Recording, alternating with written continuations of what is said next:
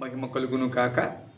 జీవన తొలి సంధ్య అనుదినమన్న అనే ఉదయకాలపు వాక్య ధ్యానములకు మిమ్మల్ని ఆహ్వానిస్తూ నా హృదయపూర్వక వందనాలను తెలియపరుస్తున్నాను. ప్రభునందు మాకు అత్యంత ప్రియమైనటువంటి దేవుని పిల్లలు ఎలా ఉన్నారండి? కుటుంబంలో అందరూ బాగున్నారు కదూ?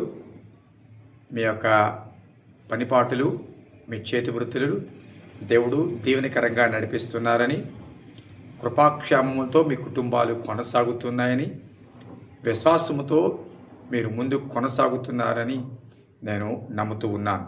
ప్రియ దేవుని బిడ్డలారా, గడిచిన కాలమంతా దేవుడు ఆయన కృపలో మనల్ని భద్రపరిచి నిన్నటి దినమంతా కూడా మీ పనిపాటుల్లో, మీ ప్రయాణాల్లో తోడై ఉండి దేవుడు మరొక శ్రేష్టమైన దినాన్ని అనుగ్రహించినందుకు ప్రభుకు మనము రుణస్థులమై ఉన్నాము. అవును ప్రియ బిడ్డలారా, ఎంతోమందికి లేని అవకాశం దేవుడు మనకు అనుగ్రహించి ఉన్నారు. మరి ఉదయకాలము ప్రార్థన చేసుకుని వాక్యాన్ని చదువుకుని మీ దినచర్య ప్రారంభిస్తున్నారని నేను నమ్ముతూ ఉన్నాను. అంత మాత్రమే కాదు, ప్రతి ఉదయము అందించబడుతున్నటువంటి జీవన తొలి సంధ్య అనుదినమన్న అనే ఈ యొక్క కార్యక్రమాన్ని బట్టి మీరు ఆధ్యాత్మికంగా బలపరచబడుతున్నాము అని అనుకున్నట్లయితే తప్పక సబ్స్క్రైబ్ చేయండి, మర్చిపోవద్దు. అలాగే మరి అనేక మందికి తప్పకుండా షేర్ చేయండి. ఎవరు ఏ పరిస్థితుల్లో ఉన్నారో, ఎలాంటి పరిస్థితి అయినా వ్యక్తికి ధైర్యాన్ని ఇచ్చేది దేవుని వాక్యమే కాబట్టి తప్పకుండా షేర్ చేయండి. అంతకంటే ప్రాముఖ్యంగా మీ ప్రార్థన అవసరతలు మాకు తెలియపరచడం మర్చిపోవద్దు. మరి ఉదయకాలం ఒక మాటను మీ దృష్టికి తీసుకురావడానికి నేను ఇష్టపడుతూ ఉన్నాను. నెహెమ్యా గ్రంథము 6వ అధ్యాయము. నెహెమ్యా గ్రంథము 6వ అధ్యాయము 8వ వచనం. ఈ పని చెయ్యలేకుండా మేము అశక్తులము అగుదుము అనుకుని వారందరూ మమ్మను బెదిరింప చూచిరి గాని. ప్రియదేవుని బిడ్డలారా, 70 సంవత్సరాల తర్వాత బబులోనులో నుండి, చెరలో నుండి దేవుని మహాకృప ఆయన యొక్క చిత్తానుసారంగా విడుదల పొంది యెరూషలేముకు చేర్చబడ్డారు. నెహెమ్యా ఆధ్వర్యంలో తిరిగి మందిరం కట్టబడుతుంది. తిరిగి యెరూషలేముకు కోటగోడలు కట్టబడుతున్నాయి. పునర్నిర్మాణం అంటే పడిపోయింది, ఇప్పుడు పునర్నిర్మాణం జరుగుతుంది. ఈ పునర్నిర్మాణంలో నెహెమ్యాకి చాలా సమస్యలు ఎదురయ్యాయి.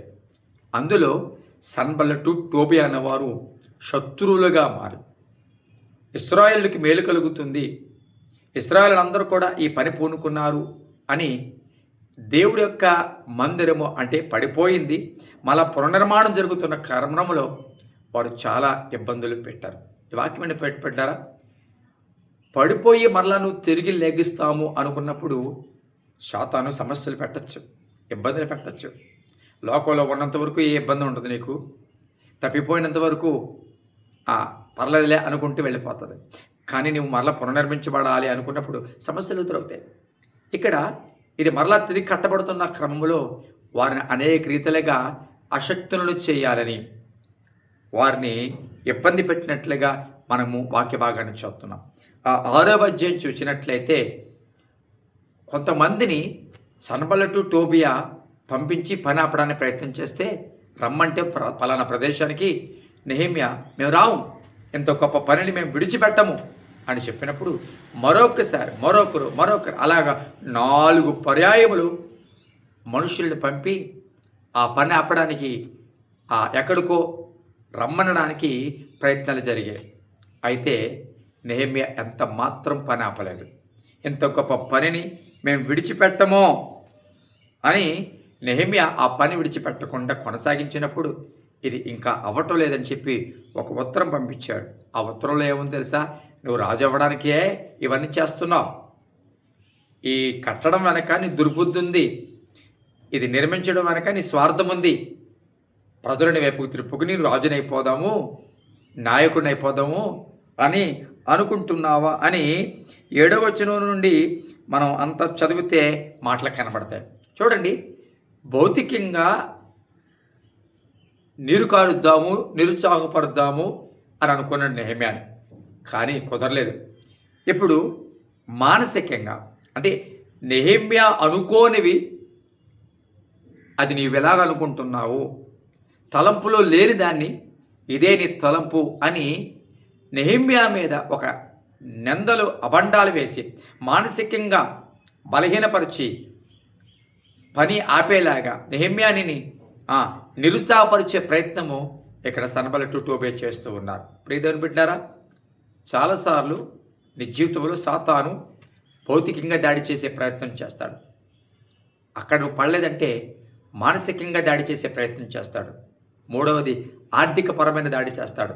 నాలుగవది ఆరోగ్యపరమైన దాడి చేస్తాడు. ఐదవది కుటుంబపరమైన దాడి చేస్తాడు.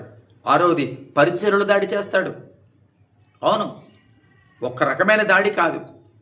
నువ్వు మరలా పునర్నిర్మించబడకుండా, దేవుడికి సమీపస్తుడిగా రాకుండా నేను నీరు కార్చే ప్రయత్నంలో వాడు ఎన్నో ప్రయత్నాలు చేస్తాడు. ఎన్నో ప్రయత్నాలు. ఎందుకంటే నువ్వు పని ఆపడం ప్రాముఖ్యం, నువ్వు నిరుత్సాహపడడం ఆగిపోవడం వాడు ముఖ్య ఉద్దేశం. ఈ వాక్యం వెంట ప్రియపెట్టారా? మనుషులు నిన్ను మానసికంగా కృంగతీస్తున్నారా?